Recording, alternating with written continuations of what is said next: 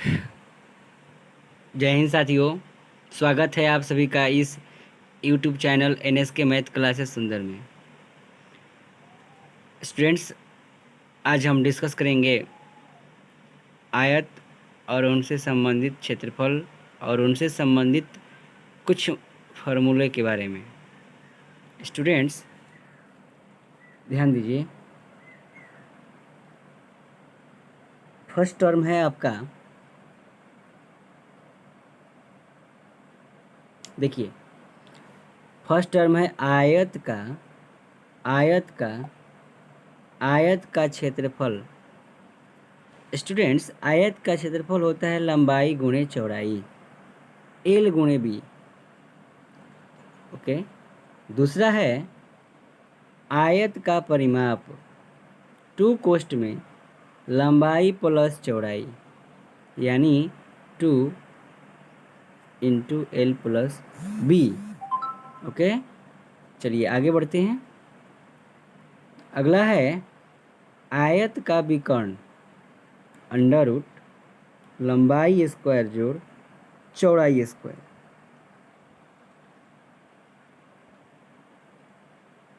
अगला है वर्ग का क्षेत्रफल, भुजा स्क्वायर, जिसको साइड स्क्वायर भी कहा जाता है। वह अगला है वर्ग का परिमाप, 4 गुणे भुजा, 4 इंटू साइड बोला जाता है उसको। ओके, चलिए आगे बढ़ते हैं।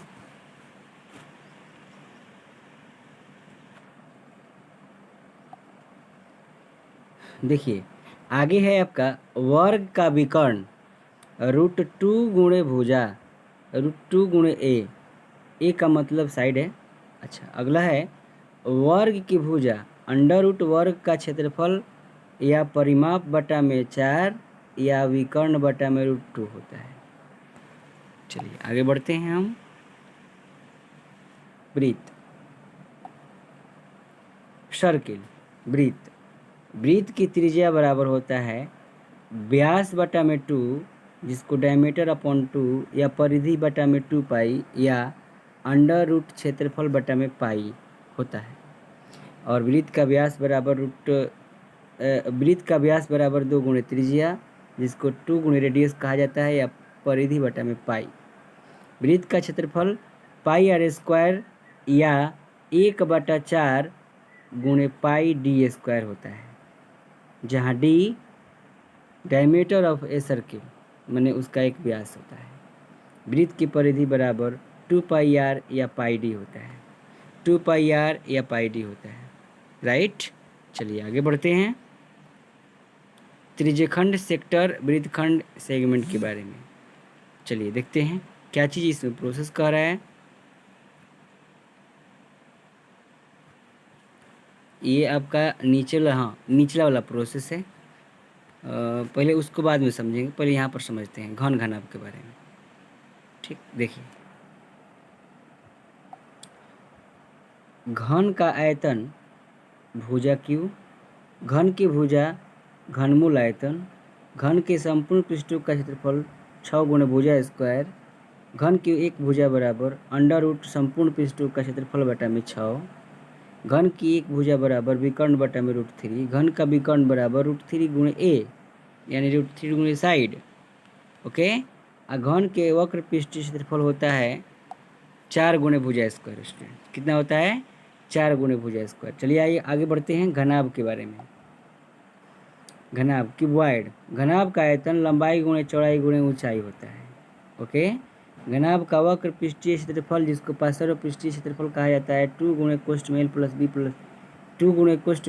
बी गुणे एच होता है, जिसको पार्श्व पृष्ठीय क्षेत्रफल कहा जाता है। घनाभ का संपूर्ण पृष्ठीय क्षेत्रफल होता है या पृष्ठीय क्षेत्रफल 2 कोष्ठ में L into B plus B into H plus H into L. Okay, अगला है आपका घनाभ की लंबाई, लेंथ, आयतन बटा में होता है चौड़ाई गुणे ऊंचाई। ओके, चौड़ाई गुणे ऊंचाई। आगे बढ़ते हैं। घनाभ की चौड़ाई बराबर आयतन बटा में लंबाई गुणे ऊंचाई, और घनाभ की ऊंचाई बराबर आयतन बटा में लंबाई गुणे चौड़ाई, ये होता है। या आयतन बटा में आधार का क्षेत्रफल। अगला है आपका घनाभ का विकर्ण, घनाभ का विकर्ण अंडर रूट लंबाई स्क्वायर जोड़ चौड़ाई स्क्वायर जोड़ ऊंचाई स्क्वायर होता है। ओके, चलिए आगे बढ़ते हैं। आपका त्रिज्यखंड वाला जो टॉपिक छोड़े थे उसके बारे में स्टूडेंट्स ध्यान दीजिएगा, क्या चीज़ है इसके बारे में थोड़ा समझिए। देखिए, ये आपका त्रिज्यखंड का क्षेत्रफल थीटा बटा 360 गुणे पाई आर स्क्वायर होता है। त्रिज्यखंड के चाप की लंबाई पाई आर थीटा बटा में 2 पाई आर थीटा बटा में 180, यानी थीटा बटा 360 गुणे 2 पाई आर होता है। ओके, त्रिज्यखंड का परिमाप, त्रिज्यखंड का परिमाप 2 प्लस पाई थीटा बटा में 180 गुणे आर होता है। चलिए आगे बढ़ते हैं। त्रिज्यखंड का कोण बराबर, त्रिज्यखंड का कोण बराबर 360 बटा में पाई आर स्क्वायर गुणे त्रिज्यखंड का क्षेत्रफल, और वृत्तखंड का क्षेत्रफल is equal to R square pi theta बटा में 360 माइनस 1/2 गुणे साइन थीटा होता है। और अगला है आपका वृत्तखंड का परिमिति या परिमाप, वृत्तखंड की परिमाप L plus pi R theta बटा में 180, जहाँ एल लेंथ ऑफ कॉर्ड यानी जीवा की लंबाई होती है। और नोट में यहाँ पर ध्यान दीजिए स्टूडेंट्स, वृत्तखंड से लघु वृत्तखंड का अभिप्राय यह है, उसके बारे में क्या चीज़ प्रोसेस है।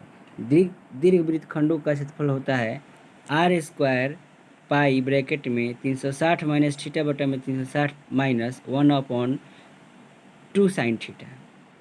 ओके, चलिए आगे बढ़ते हैं अर्धगोला के बारे में। क्या चीज़ है अर्धगोला, समझिए। कटोरी जैसा वाला फिगर ध्यान दीजिएगा। अर्धगोला का आयतन 2/3 पाई आर क्यूब, इसका वक्र पृष्ठीय क्षेत्रफल 2 पाई आर स्क्वायर, इसका संपूर्ण पृष्ठीय क्षेत्रफल 3 पाई आर स्क्वायर। ओके, इसका 3 पाई आर स्क्वायर होता है। आगे बढ़ते हैं। बेलन, बेलन क्या कह रहा है ध्यान दीजिएगा। बेलन का आयतन होता है पाई आर स्क्वायर एच, आर माने त्रिज्या, एच माने ऊंचाई। ओके, आगे बढ़ते हैं। बेलन का वक्र पृष्ठीय क्षेत्रफल होता है 2 पाई आर एच, क्या होता है 2 पाई आर एच। और बेलन का संपूर्ण पृष्ठीय क्षेत्रफल होता है 2 पाई आर कोष्ठ में R plus H, 2 pi R कोष्ठ में आर प्लस एच। बेलन का संपूर्ण पृष्ठीय क्षेत्रफल 2 पाई आर कोष्ठ में आर प्लस एच। बेलन की ऊंचाई बराबर होता है आयतन बटा में पाई आर स्क्वायर एच। बेलन की त्रिज्या होता है अंडर रूट आयतन बटा में 4h। और खोखले बेलन का आयतन होता है पाई एच कोष्ठ में बड़की आर स्क्वायर मैंने छोटकी आर स्क्वायर। ध्यान दीजिए, खोखले बेलन का आयतन इज इक्वल टू होता है पाई एच कोष्ठ में बड़की आर स्क्वायर मैंने छोटकी आर स्क्वायर।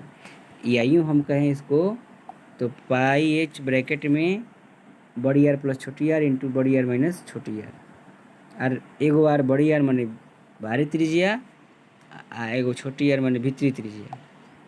चलिए ओके, आगे बढ़ते हैं।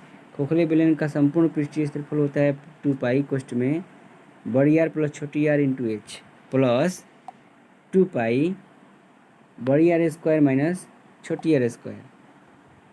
ध्यान दीजिएगा, खोखले बेलन का संपूर्ण पृष्ठीय क्षेत्रफल होता है 2 पाई कोष्ठ में पाई बड़की आर प्लस कोष्ठ में बड़की आर प्लस छोटकी आर इंटू एच प्लस 2 पाई बड़की आर स्क्वायर माइनस छोटकी आर प्लस छोटकी आर स्क्वायर। चलिए आगे बढ़ते हैं शंकु के बारे में। क्या चीज़ कर रहा है शंकु, ध्यान दीजिएगा। शंकु का आयतन होता है 1/3 पाई आर स्क्वायर एच, आर माने त्रिज्या, एच का मतलब ऊंचाई। शंकु का वक्र पृष्ठीय क्षेत्रफल होता है पाई आर एल, आर माने त्रिज्या और एल माने तिर्यक ऊंचाई माने तिरछी ऊंचाई जिसको बोला जाता है। ओके स्टूडेंट्स, चलिए आगे बढ़ते हैं। तिरछी ऊंचाई का मतलब एल निकालने के लिए under root H square plus R square use किया जाता है। अच्छा आगे बढ़ते हैं। शंकु का संपूर्ण पृष्ठीय क्षेत्रफल पाई आर कोष्ठ में आर प्लस एल या एल प्लस आर होता है। ओके, तो स्टूडेंट्स हम उम्मीद करते हैं कि यह वीडियो आप सभी को अवश्य ही पसंद आया होगा। अभी तक जो भी स्टूडेंट्स, जो भी भाई बहन बंधु मेरे चैनल को सब्सक्राइब नहीं किए हैं तो प्लीज़ आप इस चैनल को सब्सक्राइब एवं शेयर करें। ओके स्टूडेंट्स, तो आज की इस वीडियो में इतना ही। तब तक के लिए आप सभी को बहुत बहुत धन्यवाद। मेहनत करते रहिए और आगे बढ़ते रहिए। Thank you for watching.